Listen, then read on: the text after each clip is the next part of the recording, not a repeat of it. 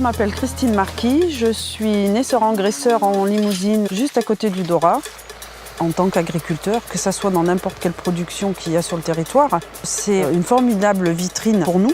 La France qui accueille tous ces gens, toutes ces nations, il faut absolument que tout le monde prenne la mesure de ce qui va se passer et qu'on les accueille dignement et puis qu'on représente la France dignement. J'espère qu'il va y avoir beaucoup de monde du Dorat et des alentours qui vont s'investir.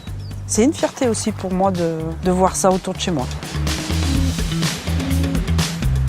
Imaginez une petite commune d'à peine 1800 habitants qui va accueillir un mondial avec peut-être 30 à 40 000 visiteurs. C'est vraiment extraordinaire. Bernard Magnien, maire du Dorat. Stéphane Jonquet, agent Citroën au Dorat. On est fiers d'avoir ça dans notre petite commune. On ne se rend pas trop compte peut-être du monde que ça va amener d'un seul coup, quoi. Donc ça va nous faire connaître dans la France entière, voire un peu plus. Je pense que le mondial nous aide aussi à prendre conscience qu'ensemble on peut réaliser de grandes choses. C'est une manière d'associer l'ensemble d'un territoire, l'ensemble d'une population à un événement. C'est aussi de créer ou de recréer un lien entre la population plus jeune qui vit entourée d'animaux mais qui n'est pas toujours sensible à ce que ça peut représenter comme travail et comme patrimoine humain.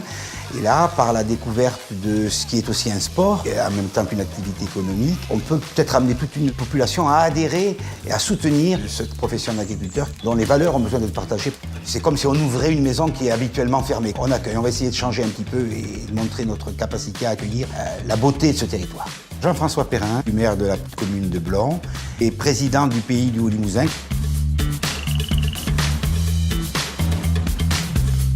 Emmanuel Ardillon, je suis cuisinier, charcutier, traiteur au Dorat, où va se passer le mondial de tonte. Ça nous paraissait logique, en tant que commerçants et artisans, de s'associer pour les aider à essayer de faire quelque chose d'incroyable et que les gens se souviennent et que ça reste marqué dans les mémoires. Je suis Stéphane Camerola, je suis un adhérent Intermarché. À tous les niveaux, c'est quelque chose d'extraordinaire. On est déjà la première ville sur le continent à avoir le championnat du monde de tonte de mouton. Pour la région, c'est une bonne chose. Ça va remuer tout ça. Ça va mettre en avant la filière agricole. Pour les agriculteurs, la filière viande, pour la récupération de la laine et tout ça, c'est une bonne chose. Pour le tourisme, c'est une bonne chose.